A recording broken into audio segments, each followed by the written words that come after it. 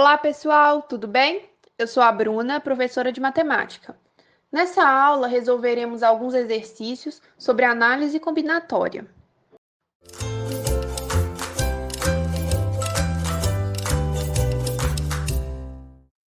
Exercício 1. Considere a seguinte situação. Numa pequena empresa, existem 9 funcionários. Ana, que é a chefe, e mais 8 subordinados. Bela, Caio, Duda, Helena, Fábio, Gustavo, Heitor e Yara. Ana precisa formar uma comissão com no mínimo 4 e no máximo 6 funcionários dentre esses 8. É claro que se trata de um problema de combinação. Por que se trata de um problema de combinação, né? Porque a comissão formada por Bela, Caio, Duda e Helena, por exemplo, é a mesma formada por Bela, Caio, Helena e Duda. Logo, a ordem desses funcionários dentro da comissão não importa, não faz diferença. Ana poderá formar quantas comissões diferentes? E o exercício trouxe uma dica.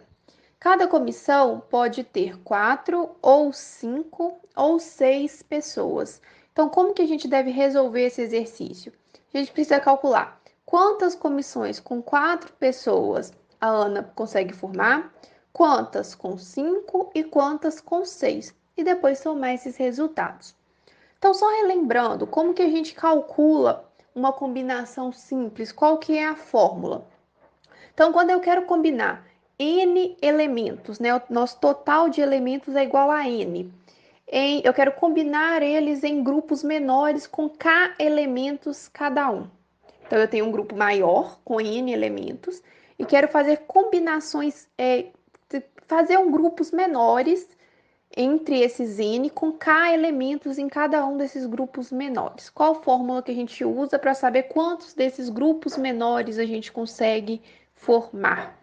A gente usa, né, que a combinação de N elementos KK é igual a N fatorial dividido por K fatorial vezes N menos K fatorial. Coloquei a fórmula aqui no slide, porque eu acho que é mais fácil visualizar a fórmula, né? Então, agora, resolvendo o exercício, quantas comissões com 4 pessoas a Ana consegue formar? Basta substituir na fórmula e calcular, né? Nesse caso, como a Ana tem 8 subordinados, o N será igual a 8, e como o grupo terá 4 pessoas, o K será igual a 4. Então, calculando a combinação de 8 pessoas em grupos de 4, nós chegamos à resposta que o número possível, né, de combinações é igual a 70. Fazendo a mesma coisa, só que com K igual a 5, chegamos à conclusão que o número de comissões possíveis, com 5 pessoas em cada uma, é igual a 56. Por fim, fazendo o mesmo processo, só que com K igual a 6 agora, nós conseguimos descobrir que o número de possibilidades de comissões com 6 pessoas é igual a 28.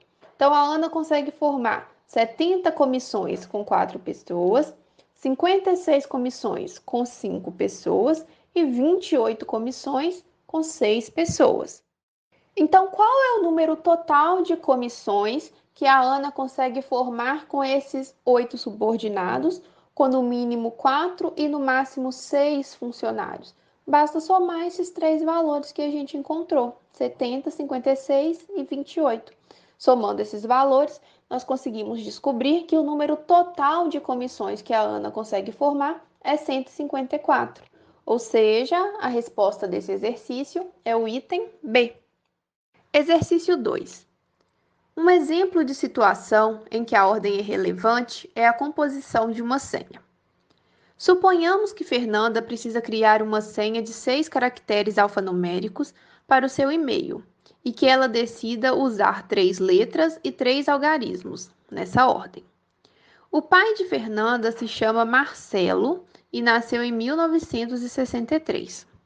Para facilitar, ela decide usar as letras do nome do pai e os algarismos do ano de nascimento do pai. Porém, ela decide não repetir letra nem algarismo. Fernanda deve escolher, sem repetição, 3 letras de um conjunto de 7 letras, que são as letras do nome do pai dela, e 3 algarismos de um conjunto de 4 algarismos, que são os algarismos que formam o ano de nascimento do pai. Quantas senhas distintas ela poderá formar? Primeira coisa que a gente tem que pensar. Nesse caso, a ordem dos elementos dentro do conjunto que ela vai formar importa, não importa? Sim, porque o conjunto que ela quer formar é uma senha. Então, em uma senha, por exemplo, A, R e C é diferente de C, R e A. Então, a ordem dos elementos ali importa. No exercício anterior, a gente usou combinação porque a ordem não importava, vocês lembram? Dentro do grupo, dentro da comissão formada pelos funcionários, não fazia diferença a forma como os funcionários estavam organizados. Já nesse caso, faz. Então, nós não vamos usar combinação, nós usaremos arranjo. E qual que é a fórmula do arranjo? Se eu quero agrupar N elementos em conjuntos menores de K elementos em cada conjunto, nós usamos a fórmula que A de arranjo, né? Que A de N elementos KK é igual a N fatorial dividido por N menos K fatorial.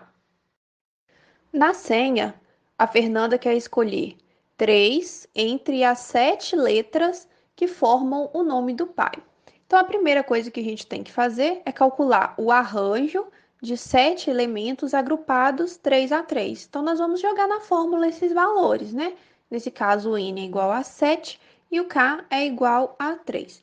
Quando substituímos esses valores na fórmula e fazemos as contas, chegamos que é possível né, que a Fernanda faça 210 agrupamentos com essas letras. Agrupamentos de 3 letras, fazendo uso das 7 que formam o nome do pai. Agora, entre os 4 números que formam o ano de nascimento do pai, ela quer escolher 3 para compor a fórmula. Então, a mesma coisa, nós temos que calcular quantos arranjos com esses 4 elementos, agrupados de 3 a 3, ela consegue formar. Jogando esses valores na fórmula, agora N é igual a 4 e K é igual a 3, nós descobrimos que ela consegue fazer 24 agrupamentos com esses números. Então, as letras, ela pode escolher de 210 formas diferentes e os números, ela pode escolher de 24 formas diferentes. Observem que agora ela tem 210 possibilidades de escolha para as letras e 24 possibilidades de escolha para os números. E que essas escolhas são independentes, a forma como ela escolhe as letras não interfere na forma como ela vai escolher os números. E como vimos na outra aula de exercício resolvido, né, sobre probabilidade, quando isso acontece, quando nós temos duas escolhas independentes e queremos saber o total de escolhas que nós podemos fazer, nós podemos usar o princípio multiplicativo, ou seja, multiplicar a quantidade de possibilidades que nós temos na primeira escolha, que é a escolha das letras, pela quantidade de possibilidades que nós temos na segunda escolha, que é a escolha dos números. Então, o total de senhas distintas que a Ana pode formar é igual a 210 vezes 24, que é 5.040 senhas, né? Ou seja, a resposta desse exercício é o item D. Terceiro e último exercício. Quantos grupos diferentes de 3 participantes é possível formar com 5 pessoas? Então, nós temos um grupo maior de 5 pessoas e queremos saber quantos grupos de 3 pessoas nós conseguimos fazer com esses 5, né? Quantos grupos diferentes formados por 3 pessoas nós conseguimos fazer com esses 5. É bem simples o exercício. Como a gente quer formar grupos de pessoas, a ordem não importa, então é um exercício de combinação. Então, nós queremos combinar 5 elementos, 3 a 3. Só jogar esses valores na fórmula, né, e fazer as contas.